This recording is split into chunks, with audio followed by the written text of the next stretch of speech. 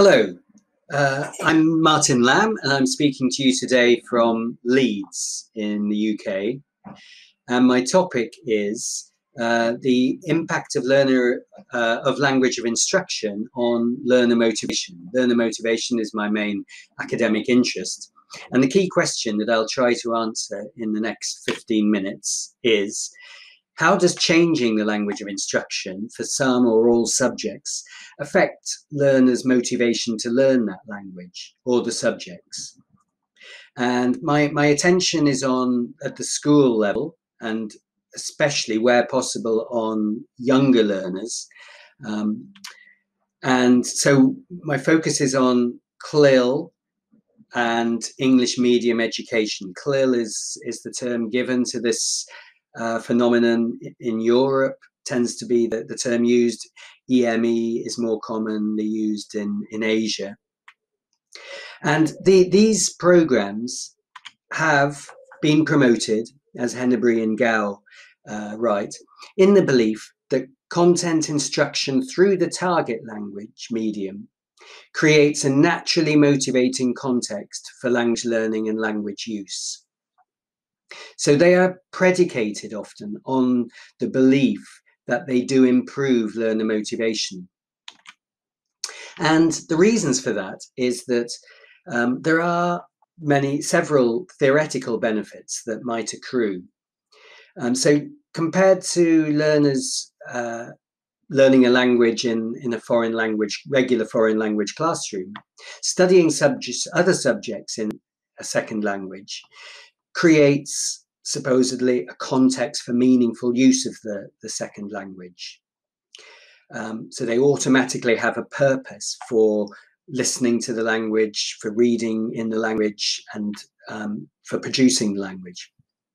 Secondly, it's said to generate a sense of progress. Often a problem in regular foreign language classes is that you might get through the textbook and move on to the next textbook, but often learners feel that they're not actually making much progress in terms of their competence and what they can do with the language. Thirdly, CLIL or EME is said to provide an extra cognitive challenge for students and, of course, for teachers. So having to study in a new language is an exciting thing often when they start out.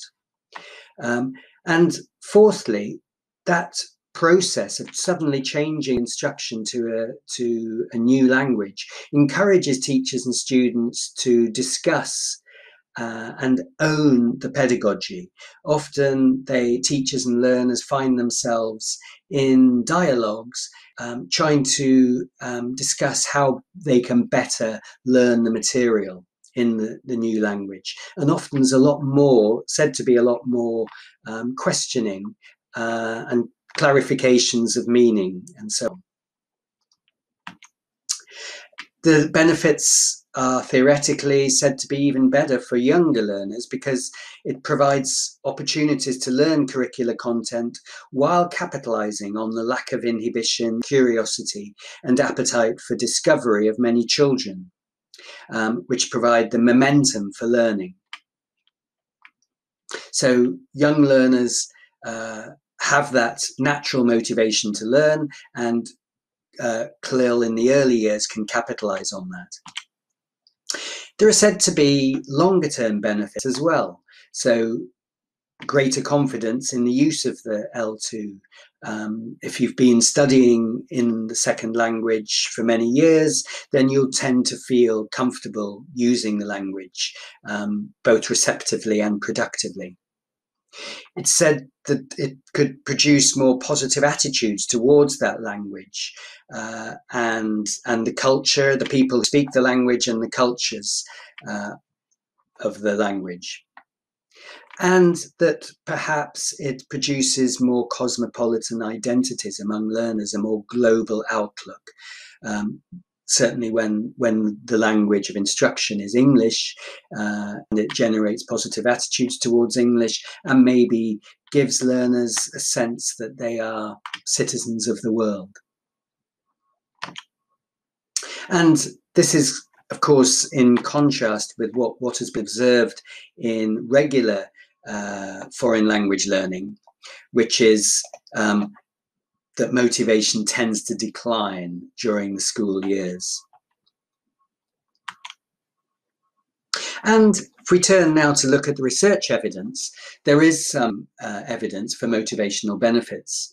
Do Coyle, one of the earliest researchers in this area, wrote, "One of the most powerful findings of CLIL group centres on increased motivation for both learners and teachers."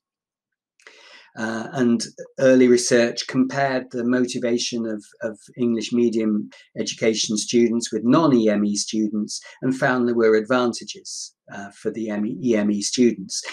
David Lasagabasta in Spain's early studies showed this. However, Lasagabasta, writing last year, is more equivocal about these results. He writes, "Longitudinal studies in which students' motivational development has been actually measured have yielded more neutral results." And there has been a lot of recent research into the motivational benefits of EME. And this research has shown that there are many other important variables that we need to consider, and that motivational advantages are not automatic. So one of the factors that we've become aware of is the importance of social background. Many EME programs are optional or even selective. So learners have tended to come from more middle-class backgrounds and have more supportive families, perhaps more resources to use for learning at home, generally have higher academic self-confidence. And inevitably this has helped them and tended to give them more stronger motivation. And even, of course, being selected for EME programs might offer a temporary motivational boost. And so some research which has taken into account, has controlled for social background, has found that actually the motivational advantages disappear. So Mearns et al. In the Netherlands, for example, show EME learners do have higher motivation for English than non-EME learners. But there's no actual increase over the 3 years in secondary school. So it doesn't seem that the English medium education itself is increasing their motivation. Another recent study in Spain shows that Spanish primary school learners' satisfaction with CLIL is related to socioeconomic background. So those who have supportive home background and generally a higher socioeconomic status tend to regard CLIL more favourably. Gender. Boys, it's well known that boys are traditionally less motivated for second language learning than girls. They tend not to like language lessons. Research shows that CLIL can overcome this gender gap to some extent. For example, Heras and Lasagabasta in Spain show that teenage boys' motivation for both the subject and for English caught up with girls' motivation over a year of CLIL. So this is a potential motivational benefit for English medium education. It perhaps supports boys' motivation. Another important factor that needs to be considered is the intensity of the English medium instruction. So where most or all teaching is in the second language, motivation for learning the second language is higher than elsewhere. Henneberry's and Gao's very recent study in Hong Kong, for example, showed that motivation for English in English medium schools in Hong Kong is higher than that in Chinese medium or mixed medium schools.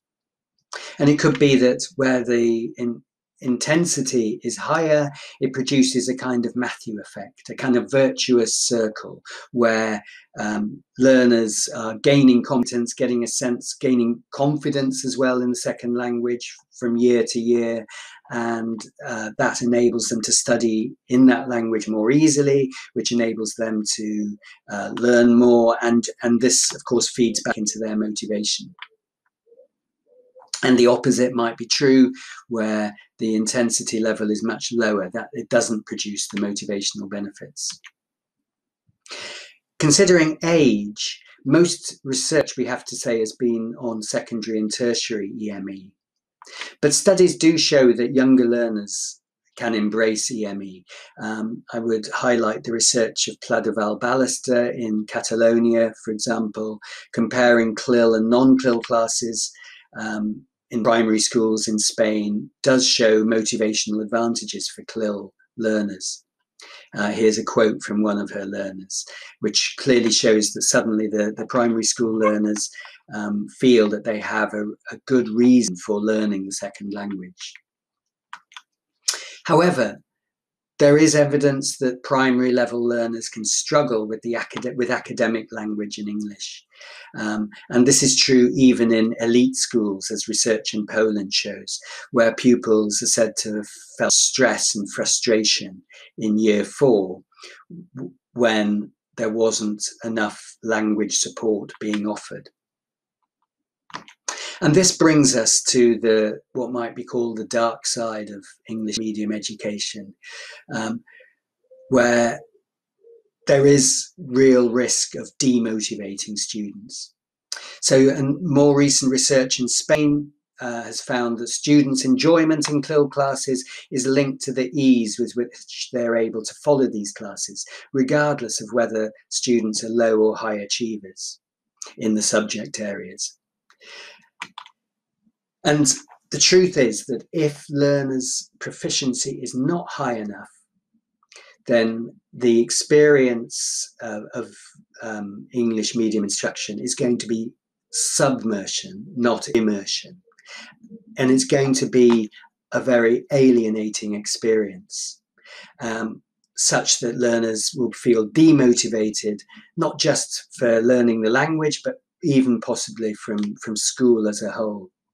And there's plenty of evidence of this, particularly in low and middle income contexts in Africa, in India, where, of course, learners are being often forced to learn right from the beginning of primary school in a second language or even a third language, and very quickly become disaffected. But there is evidence as well from Europe. In studies in Finland in the early years of English medium, of CLIL there, and in the UK, where often proficiency in French or German is just not good enough, learners very quickly get demotivated by attempts to set up CLIL classes. So there is a very clear implication here that an English medium policy should not mean English only. Where there is plenty of language support offered in the classroom and in separate language classes, then the experience can be a good one. But where there isn't, it can be very demotivating. So to summarize,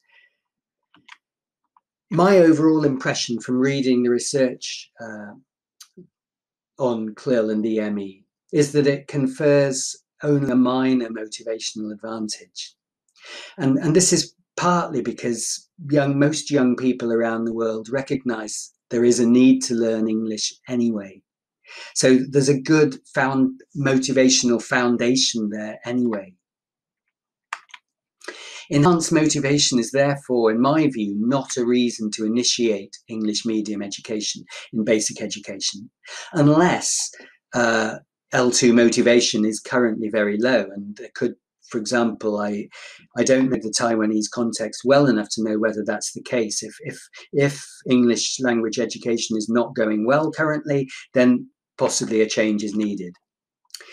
I would say policy decisions should be based more on whether it enhances language learning without damaging subject learning.